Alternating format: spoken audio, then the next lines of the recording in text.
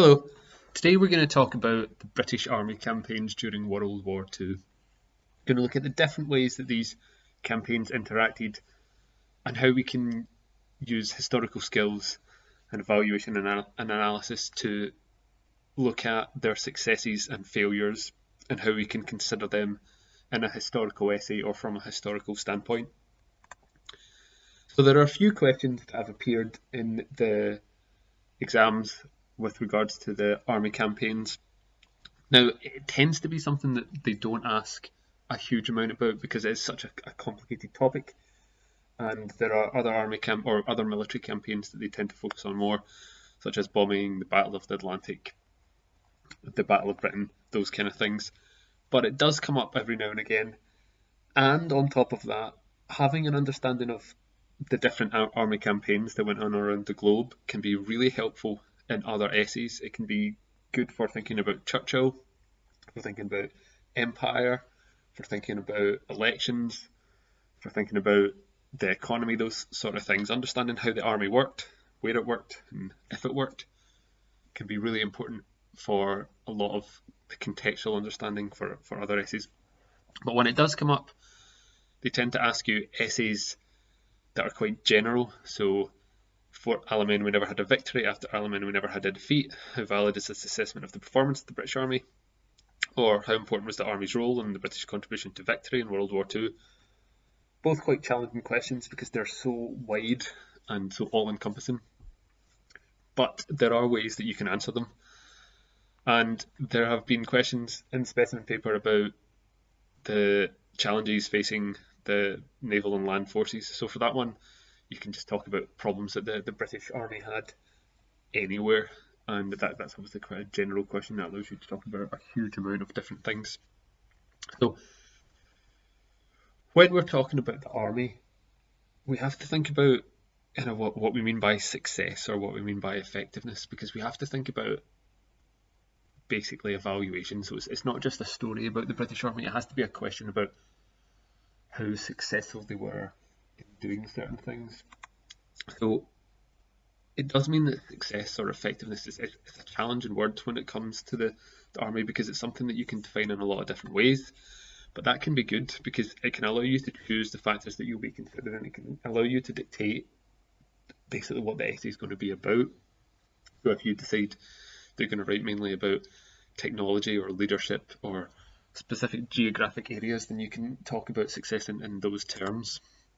So when we're thinking about success, I think there are a number of ways that you can judge it. So first of all, thinking about the army, most obviously you want to think about military victories. Did the British Army win battles? And obviously they won some battles and they lost other ones. Now, they were very successful some places and very unsuccessful in other places. And coming to a sort of overall judgment about that, it's something that you can do. It will be kind of multi-layered because you have to say to some extent they were successful here and to other extent they weren't successful here. You have to kind of have consideration of the role of the other armies, the Russians, the Americans, the French, the Empire troops, and also the role that the enemy played, so the Germans and the Japanese in particular, and the Italians. The other way you can look at it is through political considerations. Was Britain came into the war as one of the world powers and was viewed by most countries in the world as being a preeminent power, maybe not the preeminent power, but certainly one of the most powerful countries in the world. So the army had a role in order to maintain that prestige, that position, and that's particularly true perhaps in the non-European theatres. So in the Indian Burmese campaign and also in North Africa, where the British were in many senses defending their empire. So did the British Army manage to maintain the empire? Did they manage to keep it going? And the answer to that is nuanced, complicated, but to some extent no, they did not.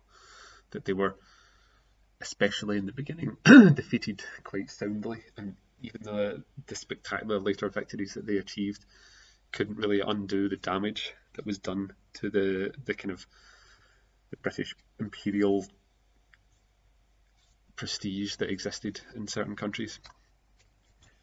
Then a third factor is an interesting one that you see written about quite a lot, maybe more recently, and that's this idea of presenting losses. Now, by the mid to end point of the war, it was very clear that the Allies were going to win, and this meant that, to some extent, the main Allies, Russia, America, and Britain, were jostling for power in the post-war world, and Churchill and the various army commanders knew that one of the ways that you would be able to wield power in the post-war world was with a strong standing army. So there were perhaps some attempts for the British to be very cautious towards the end of the war, or the midpoint of the war, so that British soldiers were not risked unnecessarily, that it was maybe better to delay victory for a period rather than incur significant casualties. And so the extent to which the British were able to mitigate, limit the number of soldiers that were killed and injured became quite an important consideration. And their effectiveness in doing that is something that we definitely have to kind of think about. And especially when you look at the casualty numbers, if you compare casualty numbers for the British to the casualty numbers for the Russians, you can see that obviously there is a huge disparity there. Now, that is also a lot to do with the different types of fighting that went on. The Russians obviously had to fight in their own country, something that Britain never did. And so all of Britain's land-based fighting was done abroad. It was done in foreign countries, and so that kind of shapes the way that they fought and the losses that they experienced. But those are the things that you can think about. Now, there are other ways to look at the essay that you may consider yourself. If you think that there's a different way to do it, that is totally fine. But if I were answering the question, I would answer it in one of those three ways, or perhaps look at it to answer it in all three of those questions and come to a kind of decision overall about whether it's successful or failure. It's a success or a failure, and those with consideration to those three factors. Now, as I said, an army essay is going to be quite complicated, and because the British were fighting for almost the entire duration of the war and in a huge number of geographical theatres in France and Germany, in North Africa, in Asia, all over, it's quite difficult to structure an essay and to divide it into sections that make it kind of easy to read and easy to understand.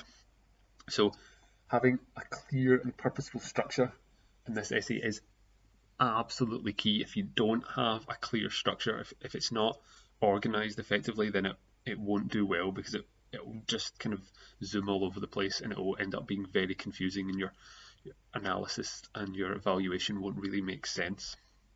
So I think there are three ways that you can divide up an essay about the army, and I think the three simplest ways are, first of all, geography. You can just talk about each section kind of independently. You can do a bit on the kind of Western European theatre, so France and Germany. You can do a bit on the Mediterranean theatre. You can do a bit on the Asian theatre. And then that allows you to talk about those three different bits, and you have kind of three different sections. Or you can talk about it from a chronological point of view, so you can just do it in order. So starting basically with the fall of France and Dunkirk, and then moving on to North Africa and Asia, and then back to France with D-Day, and finishing in kind of Germany and with the defeat of the Japanese army as the British retake Burma. So you can do it chronologically, or you can kind of look at it by sections. So you could have a paragraph on the tactics that the British used, a paragraph on the leadership of the British army, and a paragraph on the kind of technology. And you can take sections or facts or kind of battles and put them into all three of those.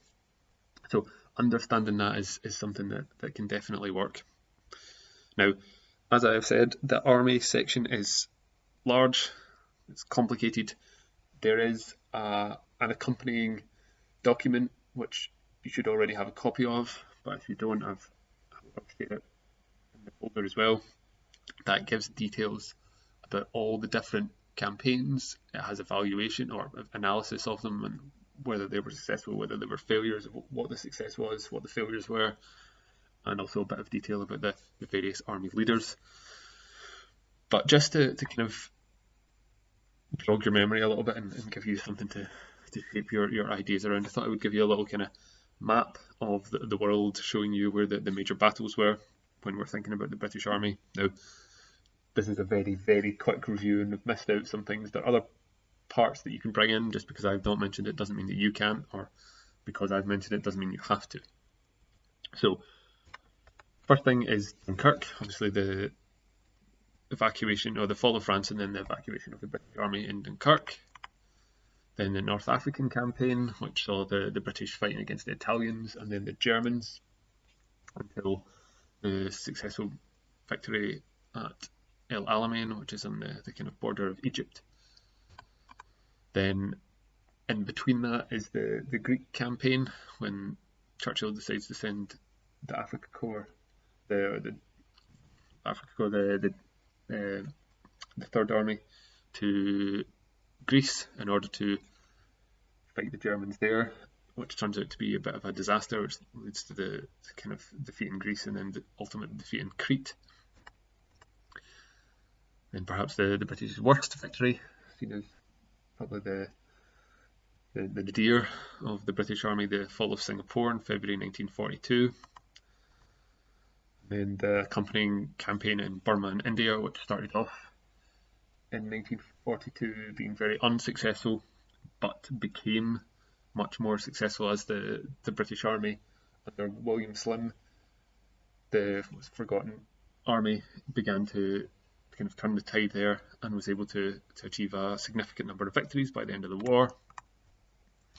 We have the invasion of Italy, when after the victories in North Africa, the British and the Americans pushed on to invade Italy, and the kind of successes and failures involved there, including obviously the famous campaign at Monte Cassino and various other things. And then most famously D-Day, the invasion of France by the Allied armies, and the push into France and into Germany until the eventual defeat of the German army in May 1945 with the fall of Berlin. Now, that is a very brief history of the various campaigns that the British were involved in. They were involved in a few other places, and to a lot greater extent, but that is generally the main battles and the main events that they were involved in.